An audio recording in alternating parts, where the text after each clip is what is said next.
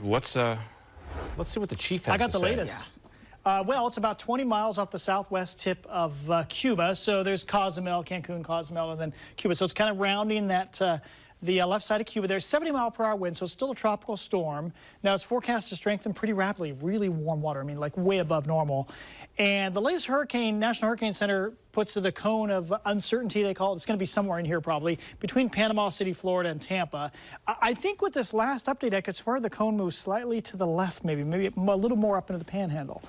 But then it kind of dies over land, although it still causes a lot of flooding and still a lot of wind issues as it heads inland over about Tallahassee and Ocala. Okay, look at the wind gust forecast. You can show how just a slight error in track here, right here. This is just one model. The white area is gusts over 80, and boy, if this thing were to shift just, you can see how it moves just to the right, all of a sudden Tampa Bay is under it. But it looks like right now the bulk of it is headed this way, and you can see the Cedar Key gusts 120.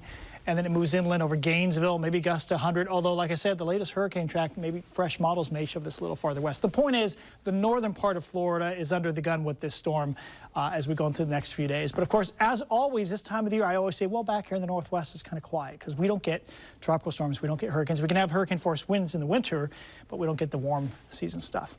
All right, so 71 degrees, Rivermark Community Credit Union camera here. In Portland, what a cool down. A lot of people are saying, oh, this is great. If you thought you were going to hit the river for one more day, you're saying, I wasn't quite ready for summer to end. Well, let's just call it the endless dry and warm weather has ended. But that doesn't mean we're not going to get more warm and sunny weather between now and October. But I just do not see a setup here. We're done with the, there's just the constant warmth for that matter, record warm August.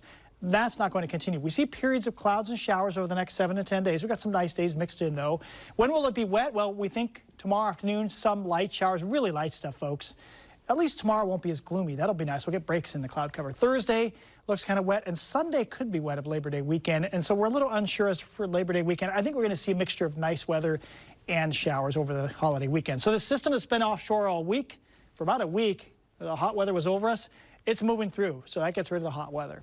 It gets out of here on Wednesday, so Wednesday looks uneventful. But then here comes another one. It drops right in on Thursday and into Friday morning. And so I think we get a pretty solid batch of rain on Thursday. But look at Sunday. The big picture here is there's a dip in the flow like this. We haven't seen a pretty constant trough or like a little dip in the jet stream like that for a couple of months here. And it looks like it's going to stick around off and on for the next 7 to 10 days. So cloud cover tomorrow, but notice it breaks up a little in the afternoon, not as gloomy.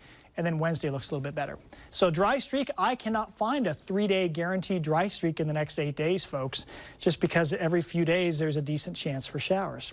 So here in Portland, we'll call it likely dry in the morning, probably still dry at noon, but then a few showers in the afternoon, real light, and then they're ending by 5 or 6 p.m. Some of us just get a sprinkle or two, but that'll keep us cool, low 70s. Mid-70s, a little nicer Wednesday. Thursday could just be a gray, wet day. 68 for a high.